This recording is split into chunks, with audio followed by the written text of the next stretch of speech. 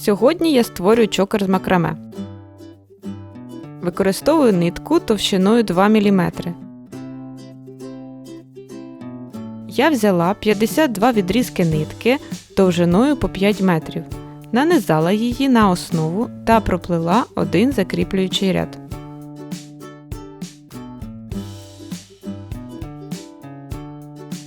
Далі на комірець я використовую візерунок квадрат. Цей візерунок зменшує довжину нитки в 5 разів. Отже, враховуючи це, на 4 см комірця мені знадобилось 20 см нитки.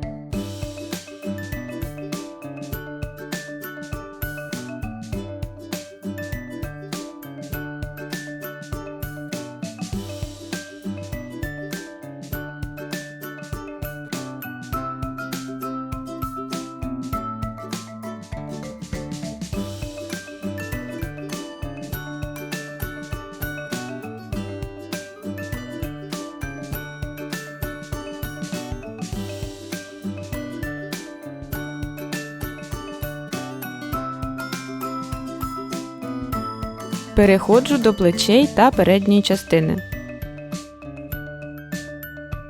Змотую нитки, щоб вони були коротшими. Тут обрала візерунок ланцюжок. Він зменшує довжину нитки в 3 рази. Щоб забезпечити необхідну довжину і трохи запасу, я взяла 120 см нитки для цієї частини. Отже, довжина нитки в мене вийшла 5 метрів. Розповім, як я її вираховувала. 20 см пішло на комірець, 120 на плечі та передню частину. Виходить 210 см.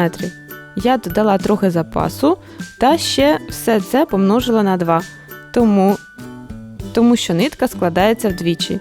Ось так і виходить 5 метрів.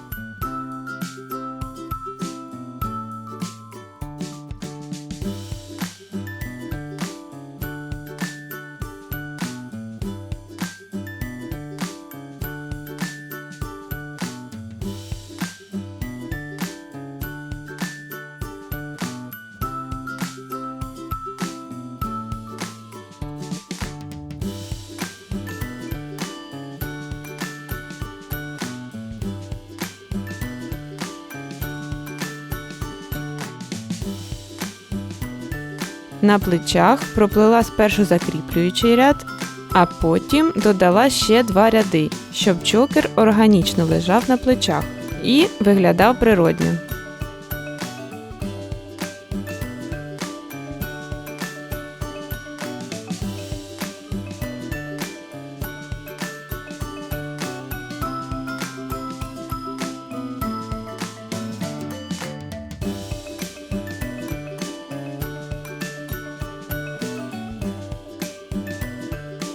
Із нитки основи та закріплюючи нитки я зробила зав'язки, щоб легко було одягати чокер. Спереду з'єднала ланцюжки, які залишились, Ось такий візерунок. І на завершення рукава. Довжина 70 см нитки на довжину рукава.